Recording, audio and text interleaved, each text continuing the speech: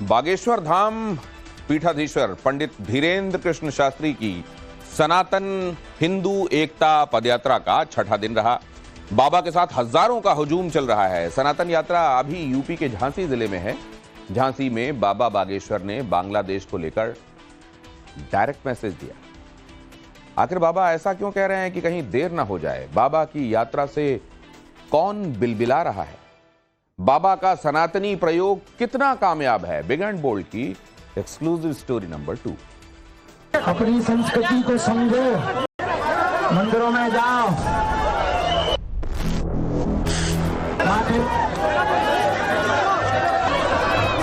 कि किसी ने मोबाइल फेंक के मारा है हमको, मोबाइल हमें मिल गया है। अपनी संस्कृति को समझो। बीच यात्रा में क्या बाबा बागेश्वर पर हमला हुआ? बाबा के गाल पर लगा मोबाइल ये गलती से हुआ या किसी ने जानबूझकर बाबा को मारा? ये वीडियो ट्रेंड कर रहा है।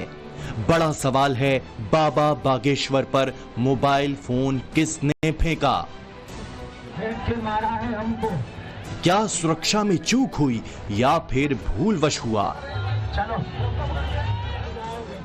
दरअसल हुआ ये कि सनातन हिंदू एकता पदयात्रा लेकर निकले बागेश्वर धाम के पीठाधीश्वर पंडित धीरेन्द्र शास्त्री पर यूपी के झांसी में किसी ने फूलों के साथ मोबाइल फेंक दिया। बाबा के गाल पर मोबाइल के लगने के बाद सनसनी मच गई। बाबा पर हमले की थ्योरी गढ़ी जाने लगी, लेकिन कुछ ही देर बाद बाबा बागेश्वर ने क्रिस्टल क्लियर कर दिया।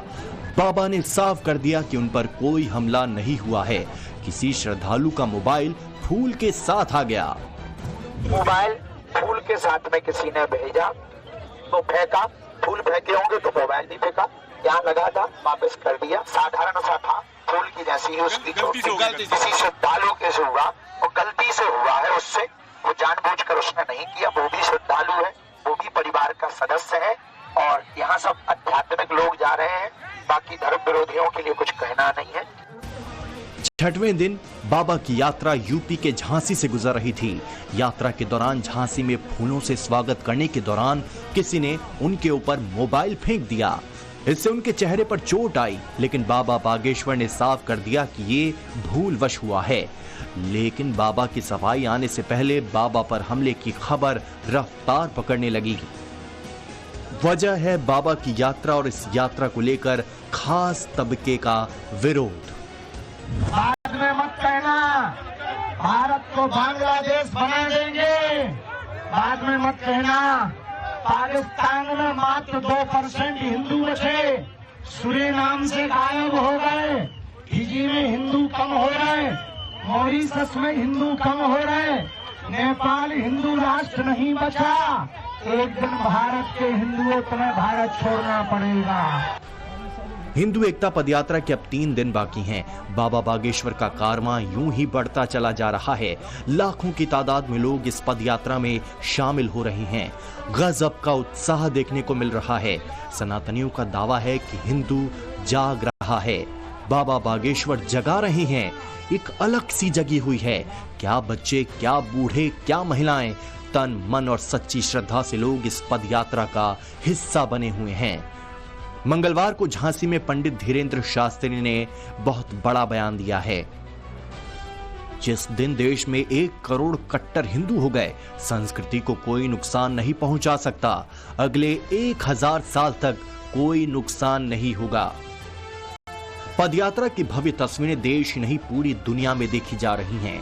अभी 3 दिन की यात्रा बाकी है, लेकिन बाबा बागेश्वर में गजब की एनर्जी दिखाई दे रही है। बांग्लादेश से में हिंदुओं को खत्म करना चाह रही वहाँ की सरकार, वहाँ के हिंदू बुजदिल हैं, उनको तुरंत एक होकर सड़कों पर आकर वहाँ विरोध करना चाहिए और उनको तुरंत छुड़वाना चाहिए। और इस प्रकार का कृत्य करने वाली सरकार को मुंह तोड़ जवाब देना चाहिए। बांग्लादेश की सरकार को गलत है। वहाँ के हिंदू अगर कायर ना हो, बुजदिल ना हो, हमारा वीडियो अगर उन तक पहुँचे, वहाँ के हिंदुओं को तुरंत एक होकर के अपनी ताकत दिखानी चाहिए। बाबा बागेश्वर यात्रा के दौरान हिंदुत्व पर लिए अपने संकल्प को दोहराते दिख रहे हैं। हिंदुओं से जात पात छोड़कर एक होने की अपील कर रहे हैं। माइक लेकर यात्रा में शामिल हुए लोगों को बताना नहीं भूल रहे कि हिंदू एकता क्यों जरूरी है, इस यात्रा का मकसद क्या है। क्या नाम है आपका? नंद कुमार चौरसिया। चौरसिया जी हैं। अब देखिए, इधर तिवारी जी हैं, इधर चौरसिया जी हैं, सब एक साथ खा रहे हैं। कौन किसके प्लेट में कहां से किसने प्लेट उठाया, खाना उठाया, किसी ने कुछ पूछा नहीं होगा। नहीं भैया, सब साथ में है और यही यात्रा का मकसद भी है। आपको लग रहा है कि हर वर्ग, हर धर्म, हर समाज के लोग एक साथ चल रहे हैं और एक साथ आ रहे हैं? एकदम सही है। हर वर्ग के, हर समाज के व्यक्ति अभी इस टाइम पे बाबा के साथ में लगे हैं और इनका संकल्प जो है गुरुजी का हिंदू राष्ट्र बनाने के लिए वो 100% कामयाब कराएंगे हम लोग। चौरसिया जी कहाँ से आए हैं? हम अयोध्या से हैं। ये अयोध्या से हैं, वो बिहार से थे। और जरा कुछ लोगों से बात करते हैं। क्या नाम है आपका? जी अनमोल। अनमोल, पूरा नाम बताइए। अनमोल रावत। अनमोल रावत जी हैं, यानी कि आप उत्तराखंड से होंगे? नहीं, हम यहीं से हैं, महाराज जी के बागेश्वर धाम से। बागेश्वर धाम से ही। अच्छा, तो आपको लगा यहाँ पर कहीं की कोई जात पात धर्म? नहीं, ऐसा कोई भी भेदभाव नहीं किया जा रहा है, सभी को एक ही समान देखा जा रहा है, एक ही प्रेम स्वभाव से देखा तो जा रहा है जी। लेकिन सब एक साथ चल रहे हैं, सब जात पात भूलकर हिंदू राष्ट्र या बाबा का जो आदेश है कि भाई जात पात को दूर भगाओ, उसमें दिखाई दे रहे हैं सब? जी नहीं, बिल्कुल सभी लोग साथ में हैं, कोई भी भेदभाव नहीं है, एकदम बिल्कुल सभी लोग एक साथ हैं। अभी बाबा बागेश्वर की इस यात्रा का मकसद हिंदुओं को एकजुट करना है। उन्होंने हिंदुओं से जात पात और अगड़े पिछड़ों के भेद से ऊपर उठने को कहा है और इसकी झलक पद यात्रा में भी दिखाई दे रही है। ये व्यक्ति देख नहीं सकता है लेकिन यात्रा में शामिल है और पहले दिन से शामिल है। मुश्किल नहीं हो रहा है इस यात्रा में? नहीं। कहाँ तक जाओगे? हम मोर्चा रामराजा सरकार तक जाएंगे। क्यों आए हो? हम पदयात्रा भारत हिंदू राष्ट्र बनाएंगे। इस पद यात्रा से जुड़ने वाला हर शख्स सिर्फ हिंदू दिख रहा है। यात्रा में न जात पात है और न छुआछूत। सनातन का झंडा लेकर सभी लोग सिर्फ हिंदुत्व के लिए पहुंच रहे हैं। झूमते नाचते हुए, उत्साह ऐसा जैसे कोई उत्सव हो रहा हो, कोई त्योहार मनाने के लिए लोग जुटे हों। ढोल नगाड़ों की थाप पर लोग झूमते हुए यात्रा में शामिल हो रही हैं, तो महिलाएं और छोटी छोटी बच्चियां कलश लेकर यात्रा की स्वागत करती दिख रही हैं।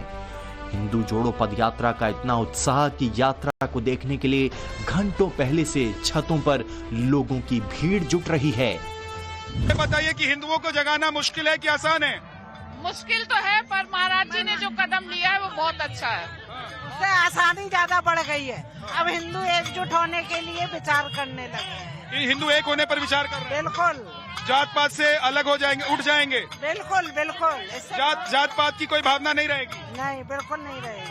आपको क्या लग रहा है? टाइम लगेगा, धीरे धीरे होगा। अगर ऐसे ही साधु महात्मा लोगों को जागृत करते रहे तो आगे उम्मीद है कि माहौल बदलेगा। जी, क्या बोल रहे हैं? महासौरे भाव बागेश्वर पद यात्रा धाम महासौरे भाव देश विदेशन में हो गए है ना, देश विदेश में हो गए है ना।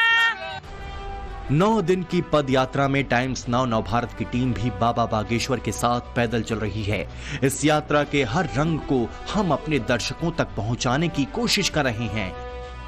यहाँ तक कि जो इस यात्रा को हिंदू मुसलमान वाला रंग देने की कोशिश कर रहे थे, उन्हें मध्य प्रदेश में छतरपुर के मुस्लिम समाज ने ही आईना दिखा दिया।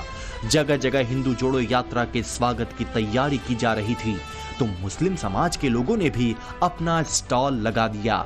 मुस्लिमों का ये समर्थन बाबा बागेश्वर को तो है ही, हिंदुस्तान के हिंदू राष्ट्र बनने से भी उन्हें कोई परहेज नहीं है और ये समर्थन खुल्लम खुल्ला मिल रहा है। अभी अगले 3 दिनों तक ओरछा धाम तक इसी तरह का उत्साह देखने को मिलेगा। ये पद यात्रा भले ही 160 किलोमीटर की है, लेकिन पंडित धीरेन्द्र शास्त्री अब बाकी बचे हुए दिन में करीब 40 किलोमीटर की यात्रा करेंगे। 9 दिनों में रोज कुछ किलोमीटर ही चलेंगे। 26 नवंबर को 17 किलोमीटर, 27 नवंबर को 17 किलोमीटर, 28 को 15.5 किलोमीटर और आखिरी दिन 29 नवंबर को बाबा 8 किलोमीटर की यात्रा करेंगे। हिंदू एकता यात्रा बागेश्वर धाम से ओरछा तक जारी है। यात्रा को जनता का जबरदस्त समर्थन मिल रहा है। हजारों लोग बाबा के साथ पदयात्रा में शामिल हो रहे हैं। जहां जहां से यात्रा गुजर रही है वहां फूलों से स्वागत किया जा रहा है।